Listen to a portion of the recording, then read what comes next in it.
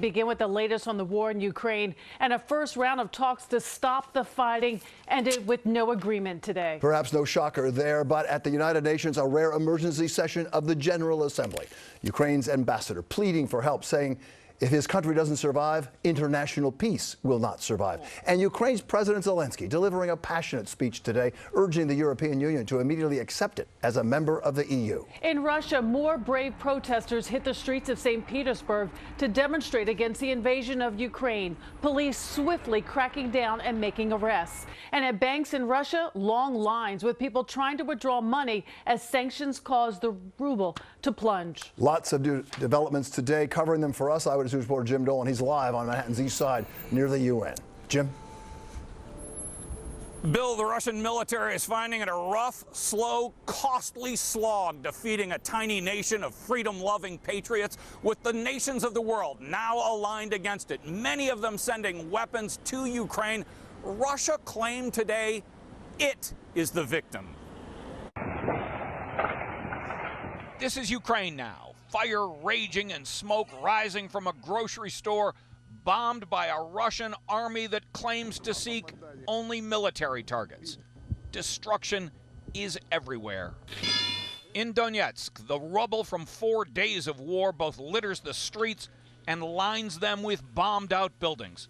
Some residents hide in shelters. When will they stop the shelling, she asks, but gets no answers.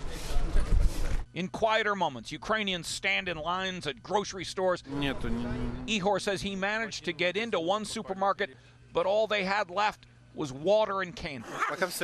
A man says he got lucky this time and got all the groceries he needed. At the border of Belarus, peace talks started between delegations from Russia and Ukraine and lasted more than 6 hours, but no agreement was reached. One Russian diplomat said they need to hurry because so many civilians are being hurt by his army.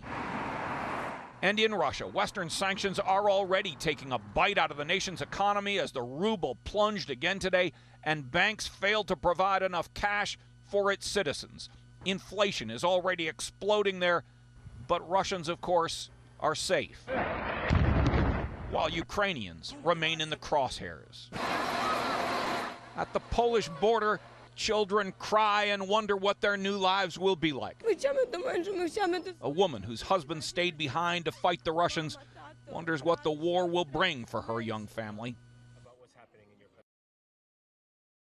Her son asked, "Will my father die in the war?" That is what Ukrainians at the border are going through right now. Over the weekend, Russia's bellicose President Vladimir Putin shifted his nuclear forces to what he called special combat readiness, though that's a term many people who follow the Russian military have never heard before. President Biden was asked today whether Americans should be worried about a nuclear conflict. He just said no, but he did not elaborate.